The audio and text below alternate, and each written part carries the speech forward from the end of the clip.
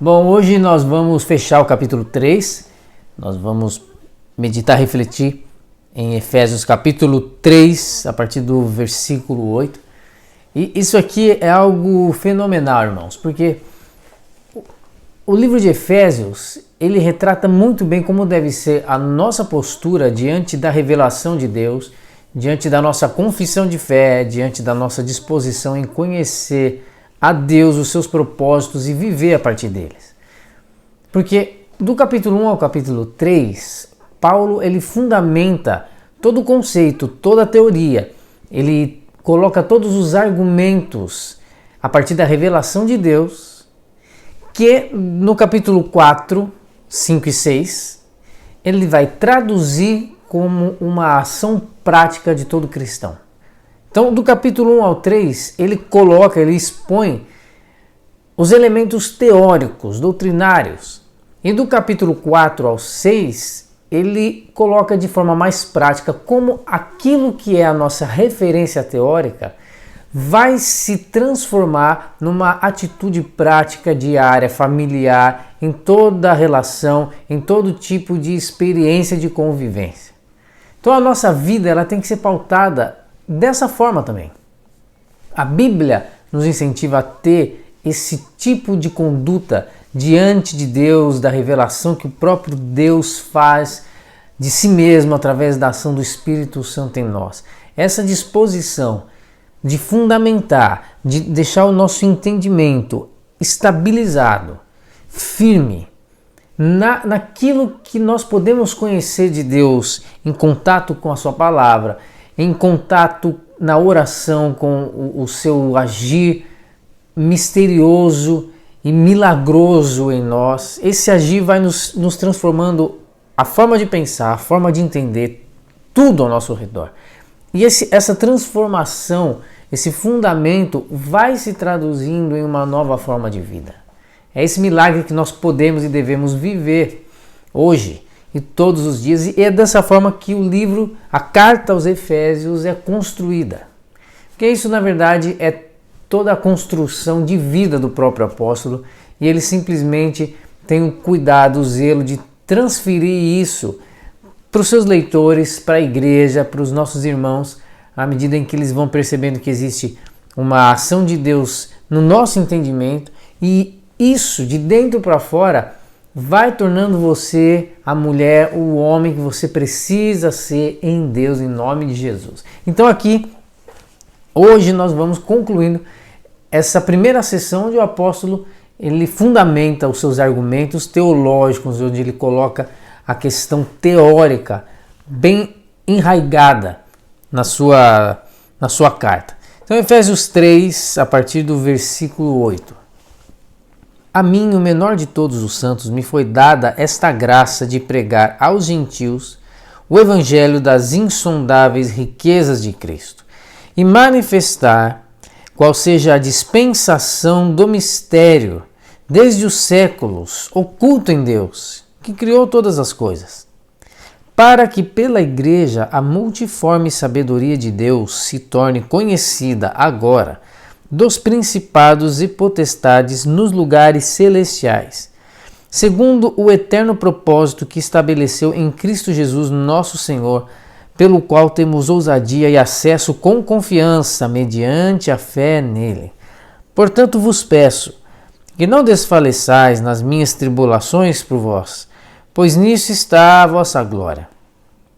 Por esta causa me ponho de joelhos diante do Pai, de quem toma o nome toda a família, tanto no céu como sobre a terra, para que, segundo a riqueza da sua glória, vos conceda que sejais fortalecidos com poder mediante o seu Espírito no homem interior. E assim habite Cristo no vosso coração, pela fé, estando vós arraigados e alicerçados em amor, a fim de poderes compreender com todos os santos qual é a largura, o comprimento, a altura, a profundidade, e conhecer o amor de Cristo que excede todo entendimento, para que sejais tomados de toda a plenitude de Deus. Ora, aquele que é poderoso para fazer infinitamente mais do que tudo quanto pedimos ou pensamos, conforme o seu poder que opera em nós, a Ele seja a glória, na Igreja e em Cristo Jesus por todas as gerações, para todo sempre. Amém. Paulo, ele já começa a sua carta se apresentando como Paulo, assim como ele faz em todas as suas cartas escritas. E aqui no versículo 8 ele fala assim: a mim, o menor de todos os santos, me foi dada essa graça, esse privilégio de levar o Evangelho. É muito interessante o trabalho de palavras e o jogo de palavras que o apóstolo, talvez de maneira consciente, faz aqui. Porque o apóstolo Paulo ele tem dois nomes, Paulo e também Saulo. Porque naquele tempo era comum um judeu ter o seu nome de hebreu e o seu nome gentil, de origem grega. Por isso que a gente tem Simão Pedro, Simão Bar Jonas, Barnabé, que também era chamado de José das Consolações. Paulo e Saulo também têm esse caráter de nome hebreu e nome grego. E a gente encontra o apóstolo sendo chamado de Saulo em alguns lugares.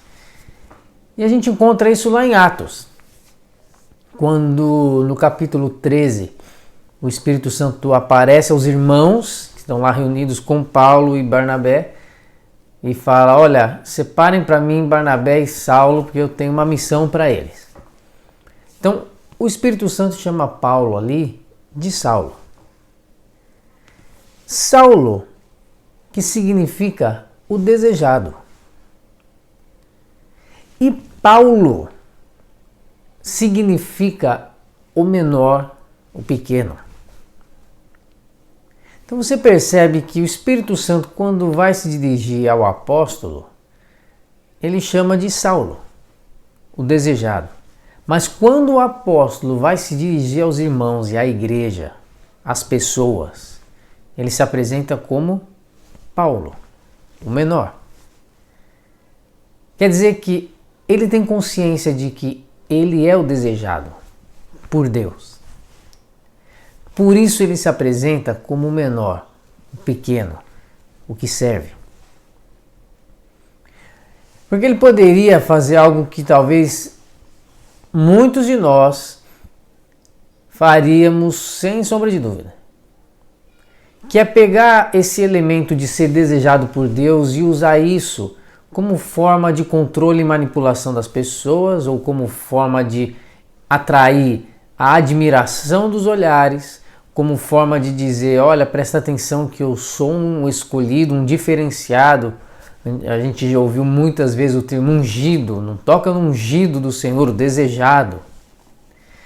O ungido desejado que quer se blindar e que quer ser visto como diferente, ele é qualquer coisa, menos alguém que teve o seu entendimento transformado por Jesus.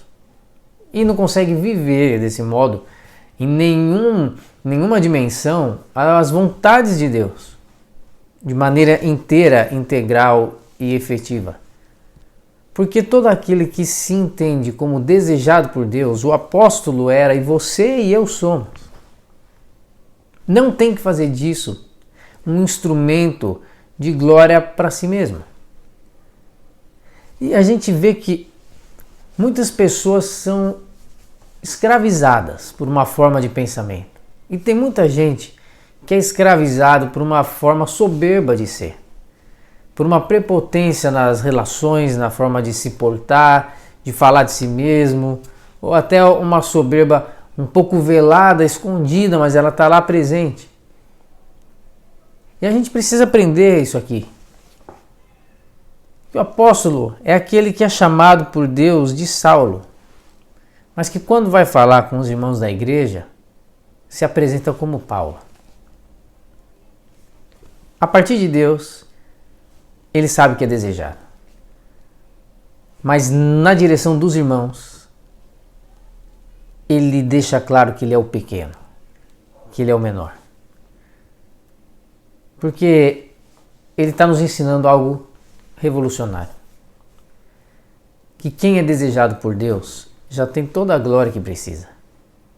Por isso, quando ele vai se dirigir às pessoas, se dirige como menor, como pequeno, ou seja, como aquele disposto a servir.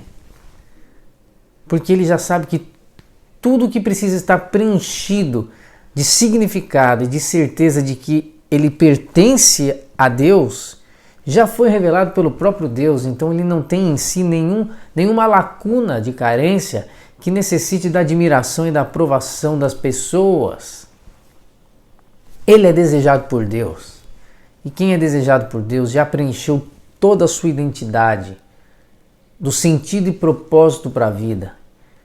E gente assim transforma o seu entendimento e em todas as relações, na igreja, na família, em qualquer lugar, se apresenta como quem vai doar, como quem voluntariamente vai se ofertar naquela relação, naquele aspecto da convivência diante dos desafios, dos problemas, das injustiças. Ele é o menor. E ele nos ensina a percebermos como somos desejados por Deus e como isso precisa nos impulsionar ao serviço em todas as relações. E o apóstolo continua no versículo 9 aqui, dizendo que esse privilégio de pregar as insondáveis riquezas de Cristo nada mais é do que manifestar o mistério, aquilo que nós falamos no nosso último encontro, esse mistério que nos tira do conforto, entre aspas, da superficialidade que não exige de nós pensar, que não exige de nós refletir, que não exige um aprofundamento e nos coloca nesse lugar mais denso, profundo do conhecimento de Deus. E esse mistério, esse lugar profundo, é algo que existe desde os séculos. O culto em Deus que criou todas as coisas. Ou seja, irmãos, esse mistério, essa revelação de Deus, ela carrega o universo nas costas. Essa revelação de Deus é para nós algo que diz respeito a tudo que existe. Deus tem trabalhado desde a eternidade e nós somos parte desse trabalho incessante de Deus, de nos construir e nos reconstruir todos os dias. Da mesma forma como nesse mistério de nos construir, do nada ele disse haja luz e houve luz. Como o Espírito Santo que pairava sobre o caos da terra sem forma e sem nenhum tipo de conteúdo, e o Espírito Santo que flutua sobre o caos da sua vida para dizer haja luz, haja forma, haja conteúdo.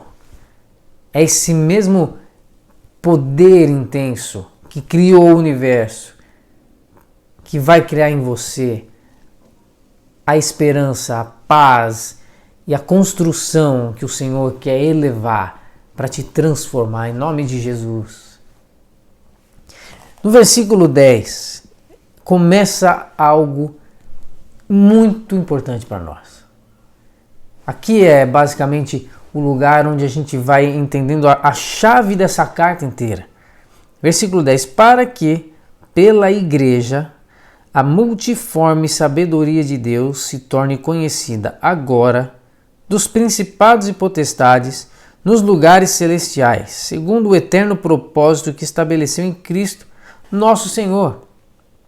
Pela igreja, a multiforme sabedoria de Deus, ela se torna conhecida. Olha como isso aqui é fantástico, meu irmão. Porque o que o apóstolo está dizendo é que ele recebeu a missão de levar as riquezas insondáveis de Cristo, conforme ele ia espalhando e propagando o Evangelho. E ele entendeu que ele está carregando, tendo o privilégio de carregar a história da salvação na sua voz e nas suas mãos, em todo lugar onde ele ia, onde ele levava o Evangelho, igrejas que ele fundava, comunidades que ele ia lá consertar o que estava errado, doutrina que não estava muito bem, relações que estavam mal resolvidas. O apóstolo, onde ele ia, ele levava o poder da salvação que ia aplainando todas as montanhas de problemas e enfrentamentos que os irmãos tinham naquele momento. E aqui, o que ele está dizendo é que esse mistério, essa riqueza de Cristo que estava oculta em Deus, isso é interessante, porque ele fala no versículo anterior que estava oculto em Deus. A revelação de Deus não é algo óbvio, a revelação de Deus não é algo que qualquer um passa como se fosse uma vitrine exposta e entende. É algo oculto que precisa ser revelado. Por quem? Quem é que revela aquilo que está oculto em Deus e que precisa ser conhecido pelas pessoas? A igreja. A igreja é quem revela aquilo que é o insondável, o imperceptível para quem não recebeu a fé para poder crer. Nós somos aqueles que precisamos levar a fé até as pessoas para que elas possam produzir, a partir da fé, a consciência de que pela graça foram salvos. Um presente de Deus. Essa é a tarefa da igreja. E o apóstolo está falando que esses mistérios de Deus nem os anjos sabem. Porque se torna conhecido até mesmo dos principados e potestades nos lugares celestiais. Então, olha só, meu irmão, o que a Bíblia está dizendo é que eu e você temos uma preciosidade nas mãos tão grande, como igreja, como filhos de Deus, com a identidade de filhos, discípulos de Cristo, a igreja. Isso é tão precioso que nós carregamos um conhecimento que nem os anjos têm sobre a revelação de Deus. Aquilo que está oculto em Deus, os anjos só vão ficar sabendo a partir da igreja sendo igreja e revelando e manifestando as gloriosas e insondáveis riquezas do conhecimento de Cristo Jesus. E também é muito interessante que o apóstolo usa a palavra multiforme aqui. A multiforme sabedoria de Deus. Irmãos, essa palavra multiforme, ela tem o sentido de múltiplas cores. Era uma palavra usada para alguém que tinha uma roupa muito colorida, bonita. Era algo que denotava uma riqueza de informações, de detalhes em uma roupa, em uma tela, enfim, algo tomado pela cor. Cores diferentes, mas que formam uma beleza única. Às vezes a gente quer uma igreja onde todo mundo pense igual. Uma igreja onde o pastor concorde com o que eu falo, onde as pessoas do meu lado concordem com a maioria das coisas que eu digo, que eu penso sobre tudo, sobre a vida, sobre política, sobre o time que eu torço.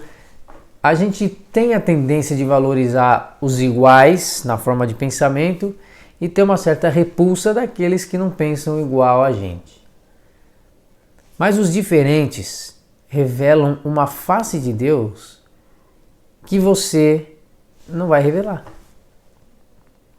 A sabedoria de Deus é conhecida na revelação integral, holística, conjunta, como um prisma que recebe a luz branca e irradia as cores de um arco-íris. Nós somos os que recebem a luz de Cristo e irradiamos beleza, esperança, paz, serenidade, pelo poder do Evangelho na vida das pessoas. E aquilo que eu transmito de Deus não é igual àquilo que você vai transmitir de Deus, mas é tão importante quanto. Aí a gente derruba uma tese que a maioria dos cristãos, quem é cristão há mais tempo, já deve ter ouvido e falado, que ninguém é insubstituível. Tem alguém dando problema ali no ministério, você fala, deixa essa pessoa aí, deixa ela para lá, porque ninguém é insubstituível. Nós somos insubstituíveis, sim. Você é insubstituível. Porque a sabedoria de Deus é revelada de maneira multiforme.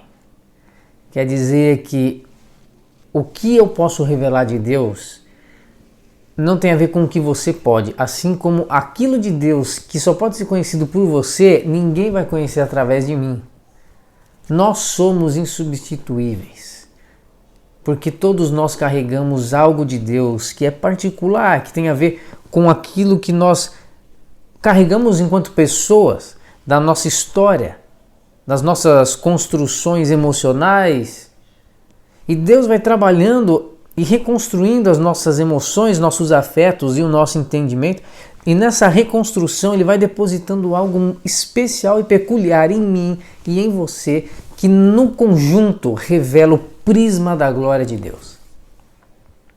Por isso nós precisamos de fraternidade, de comunidade. Nós precisamos desse amor como um elo de um novo entendimento para viver. Isso é maravilhoso, né, irmãos? Bom, e aí a gente vai passando e no versículo 14, o apóstolo diz assim: por essa causa eu me coloco de joelhos diante do Pai. Por essa causa. Paulo sabe da necessidade aqui, o que ele está dizendo é que a causa pela qual ele se põe de joelhos é a causa da igreja ser fortalecida em Deus para revelar essa sabedoria insondável, que só pode ser revelada pela igreja. E aí ele tem uma postura diferente. Ele se coloca de joelhos. Ele intensifica a sua vida devocional. Deixa eu falar uma coisa muito importante para você, nesses dias principalmente. Tem coisa que só vai poder ser vivida, experimentada e percebida por você quando você intensificar sua vida devocional. Quando você se colocar de joelhos. Se colocar de joelhos é uma ação de tamanho valor em tempos de dúvida, de incerteza, de instabilidade. Existem situações em que a gente vai precisar intensificar a vida devocional. Talvez existam irmãos que nem tenham uma vida devocional. O apóstolo que revolucionou a história é o apóstolo que se coloca de joelhos. E nós temos revolucionado o quê? E a pergunta é, se não temos marcado as pessoas e a história, quanto da nossa devoção, do nosso tempo em Deus, para parar e prestar atenção em oração diante da palavra, quanto disso tem sido deixado para depois e esse depois nunca vem? Mas é um tempo da gente ter essa disciplina e intensificar, porque existem momentos em que a gente vai precisar colocar o joelho no chão, existem causas que vão exigir de nós um gesto, uma postura intensa diante de Deus. E o Eugene Peterson, um pastor fenomenal que faleceu há alguns anos, americano, ele diz que a obediência é uma longa caminhada na mesma direção. E eu acho que nós podemos aqui, diante do que o apóstolo Paulo fala no versículo 14, nós podemos dizer que a obediência é de fato uma longa caminhada na mesma direção e uma longa caminhada em que muitas vezes nós vamos andando e em outras vezes, para chegar mais longe, nós vamos ajoelhados. Esse é o mistério da vida com Deus. A gente acha que às vezes ir mais longe significa correr. Em Deus, ir mais longe significa ir de joelhos. Não depende da força, da competência da nossa perna. Depende da intensidade do coração diante do Eterno. E no versículo 16, ele fala: para que segundo a riqueza da sua glória vos conceda que sejam fortalecidos com poder mediante o seu espírito no homem interior. Então olha como isso está completamente relacionado com tudo que nós estamos dizendo. O poder de Deus não é para transformar o lado de fora do que você está vivendo necessariamente. Porque o apóstolo está dizendo que o poder de Deus, a oração dele é para que a igreja seja fortalecida com poder pela ação do Espírito. Em que lugar? No homem interior. E assim habite Cristo no vosso coração. Essa força do poder de Deus é no homem interior.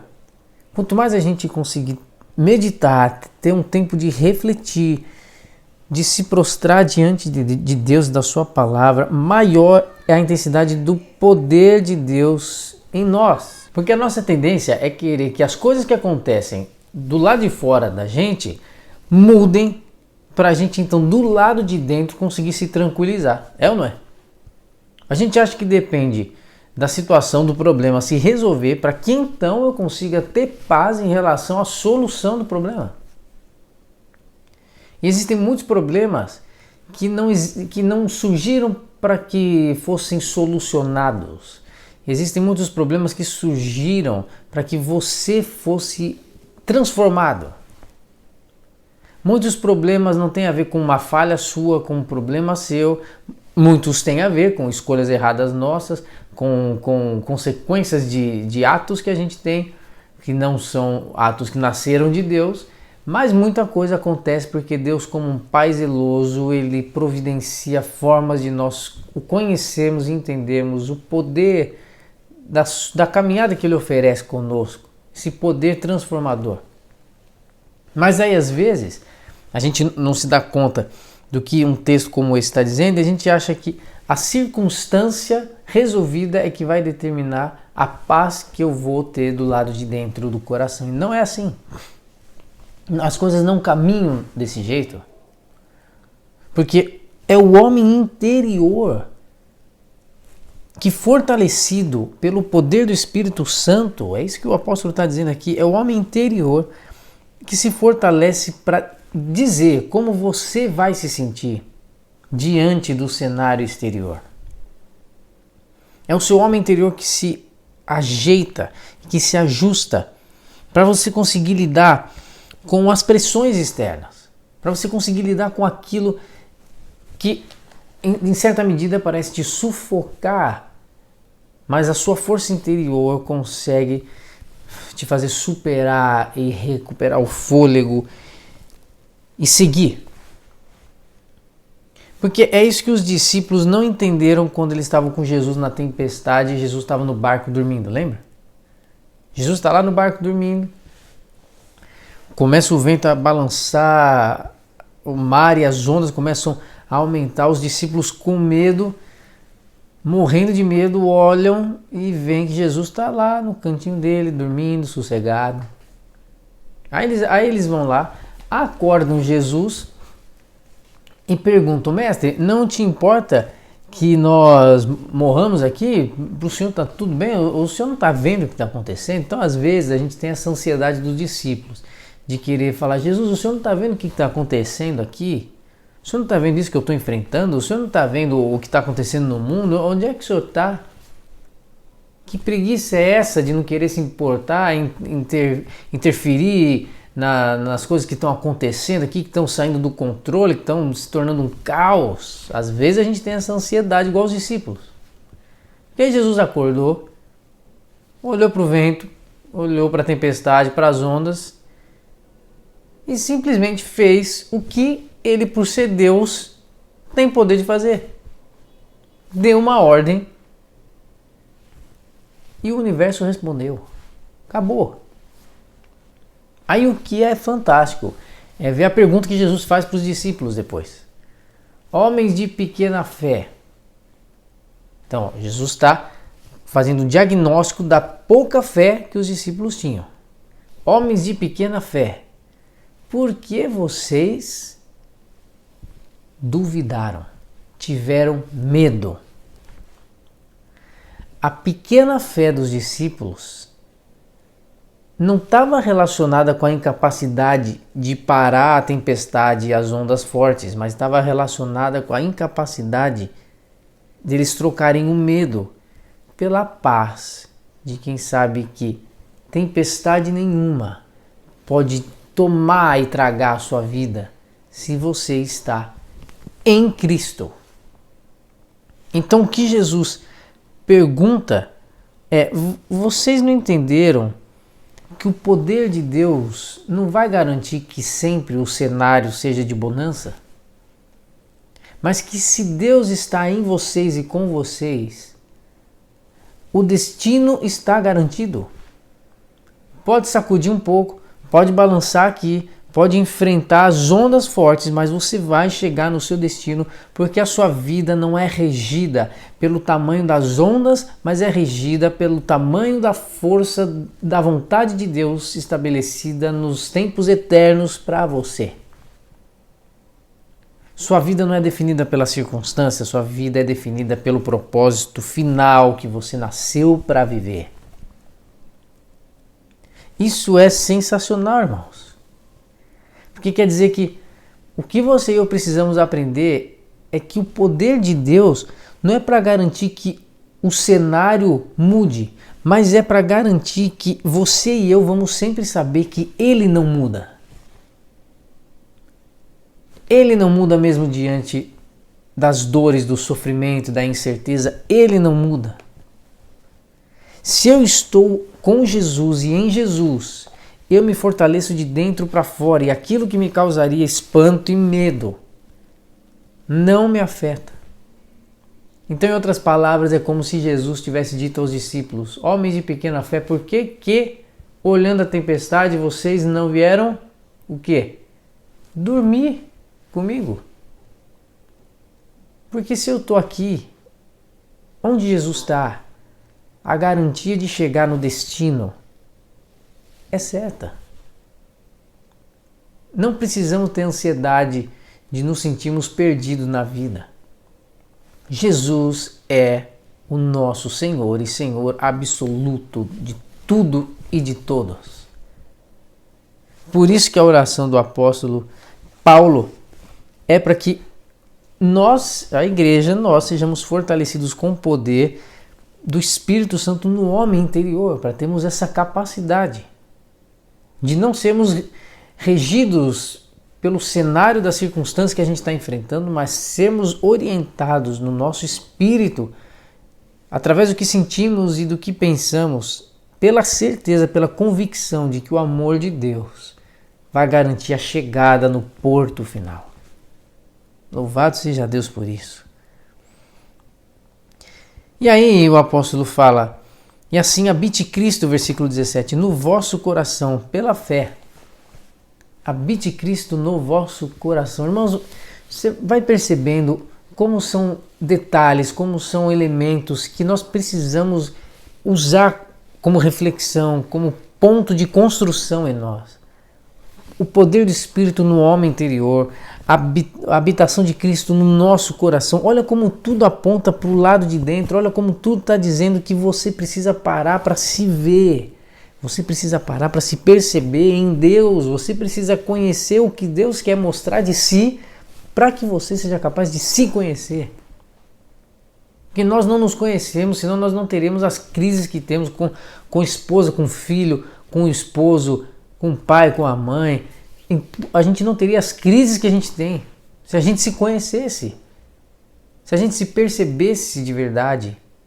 É que a gente não tem o poder de se conhecer se não for diante da revelação de Deus.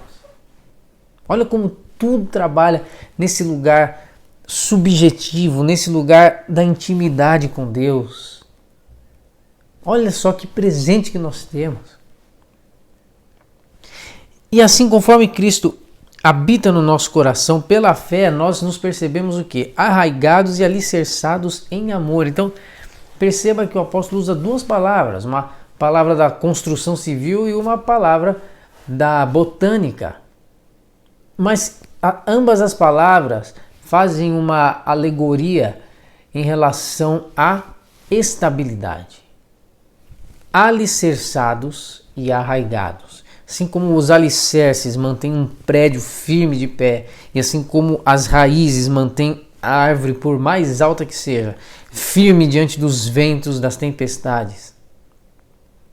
Tanto o alicerce quanto a raiz precisam de um solo capaz de dar essa sustentação. E qual é o solo capaz de dar sustentação às nossas vidas? O amor.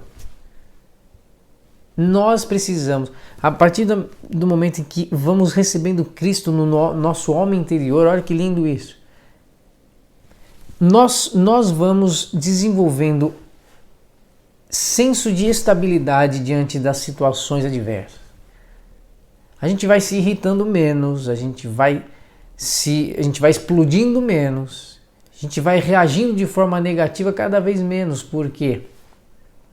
Porque as nossas raízes, os nossos fundamentos vão sendo colocados de maneira cada vez mais profunda, firme, rígida e estável no amor. E aí, o versículo 18 diz que desse jeito, conforme a gente se alicerça no amor, a gente conhece o poder, nós temos o poder de conhecer, de compreender qual é a largura, o comprimento, a altura e profundidade. O Dr. Russell Shedd, que também já faleceu há alguns anos e foi talvez a maior figura aqui no Brasil em relação à teologia, ele diz, quando ele trata desse texto, ele fala que no entendimento dele, aqui o apóstolo Paulo está fazendo um retrato da cruz. Ele está falando que a altura, largura, comprimento, profundidade tem a ver com as dimensões da cruz. E que nós só podemos viver essa vida de estarmos em Cristo e com Cristo no nosso coração e nos firmando no amor de Deus, se nós olharmos para a cruz que carrega a penitência das nossas falhas, erros e culpas pecaminosas e nos arrependermos. Um olhar para a cruz que nos coloca de joelhos em arrependimento, e esse arrependimento nos transforma, nos faz concordar que Deus tem o propósito certo, que Deus tem a forma de pensar que vale a pena e não eu. E nisso o Espírito Santo com poder vai agindo no homem interior. Cristo passa a habitar em mim, eu vou me firmando cada vez mais no solo do amor de Deus e cada vez menos eu vou reagindo, me torno reativo diante dos problemas. Os problemas não me afetam mais como antes, porque agora eu estou firme, estou estabilizado no amor de Deus, porque eu pude conhecer a altura, a profundidade e o comprimento do sacrifício de Cristo Jesus, da oferta voluntária e espontânea daquele que morreu a nossa morte para nos fazer novos. E no versículo 19, o apóstolo diz que dessa maneira nós podemos conhecer o amor de Cristo, que excede todo entendimento, para que sejamos tomados da plenitude de Deus. Olha só, irmãos, tudo que Deus quer revelar de si, tudo que Deus pode revelar de si para nós, a plenitude de Deus, não quer dizer que a gente conhece Deus por inteiro, mas quer dizer que a gente conhece tudo que Deus decidiu revelar de si. Nenhuma mente humana teria a mínima competência de entender Deus. Mas o Senhor nos revela de maneira completa aquilo que é completo para o nosso entendimento. Mas como que a gente consegue ser tomado dessa plenitude do conhecimento de Deus? Conhecendo o amor de Cristo. É esse amor que é o solo, o chão onde nós vamos firmar os alicerces e as nossas raízes. E ele fala, conhecer o amor de Cristo que excede todo entendimento. Não é interessante isso aqui? Porque a gente normalmente pensa o amor como um sentimento. É que a gente confunde o amor bíblico com o gostar humano. A gente acha que amar é gostar.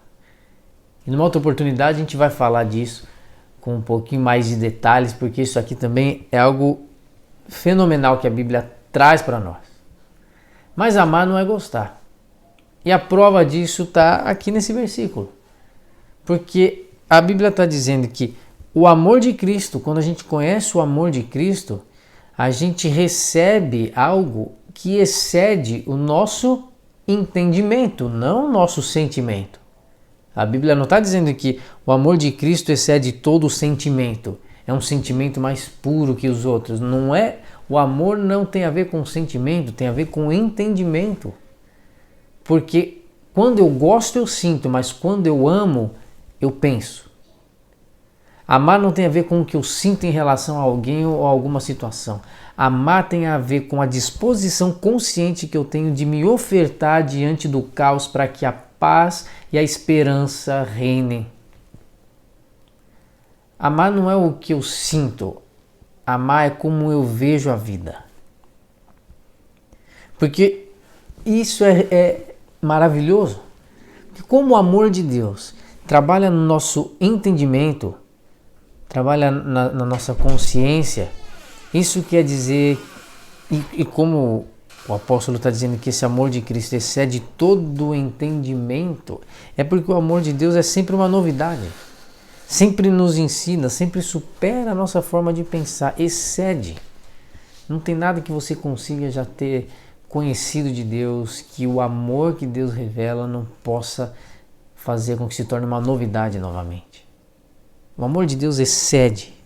E quando a gente entende a vida pela revelação do amor de Deus, a gente conhece tudo que Deus tem para revelar de si. Tudo que a gente precisa conhecer de Deus. E o apóstolo termina dizendo que aquele que é poderoso para fazer infinitamente mais do que a gente pensa, do que a gente imagina, a Ele seja glória para todo sempre. Amém. Então o apóstolo termina a sua construção teológica com um louvor a Deus. A Ele seja a glória. Porque nenhuma construção teológica ela pode ter aspectos filosóficos de você simplesmente juntar uma porção de pensamentos e tirar uma conclusão disso. Toda construção teológica ela é feita de joelhos e ela é feita para a glória de Deus e mediante o louvor a Deus. A melhor teologia é aquela que nasce da resposta em louvor, em adoração e devoção a Deus. Que seja esse o nosso empenho em todos esses dias, em nome de Cristo Jesus. Vamos orar agora. Senhor, nós te bendizemos por tua palavra, pelo teu amor, que é esse fundamento que nos coloca na vida estáveis. Como nós precisamos nas nossas casas, como precisamos nos nossos relacionamentos, estarmos estáveis, sermos não reativos. Como a tua palavra nos diz que é o teu amor, o solo firme onde nós vamos alicerçar e arraigar o entendimento da nossa própria vida, da nossa existência. Nós queremos, Senhor, te conhecer e fazemos disso a razão de sermos e existirmos. Como aqueles que são os menores, como aqueles que sabem que são desejados por Deus, mas que se apresentam como os que vão servir. Porque são aqueles que estão estabilizados, arraigados no teu amor. E por isso podem relevar, por isso podem expressar o fruto do Espírito. Ter o controle, paciência, bondade, domínio próprio das suas ações. Tudo isso só é possível alicerçados no teu amor, como tua palavra diz. Não é um esforço nosso, não é um esforço humano. É uma revelação milagrosa, sobrenatural que nós precisamos. Obrigado, Pai, porque podemos conhecer o teu amor, porque podemos ter esse tempo de devoção e de conhecimento da tua glória. E porque tudo que o Senhor revela de si, nós recebemos para ter um entendimento transformado, mas para produzir louvor ao teu nome, para louvarmos a beleza da glória da tua majestade sempre. Te louvamos e te bendizemos. Obrigado pelo teu amor, em nome de Cristo Jesus. Amém. Deus te abençoe, meu irmão. A gente tem segunda, quarta e sexta os cultos de intercessão. Terça-feira, às 19, o material das crianças, sempre ao vivo, sempre às 19, todo o nosso encontro aqui online, sempre às 19. E no domingo que vem, às 19 também, nós estaremos aqui reunidos. Que o amor do Pai, a graça de Cristo Jesus e o consolo do Espírito seja aí com você e sua família durante toda essa semana, em nome de Jesus.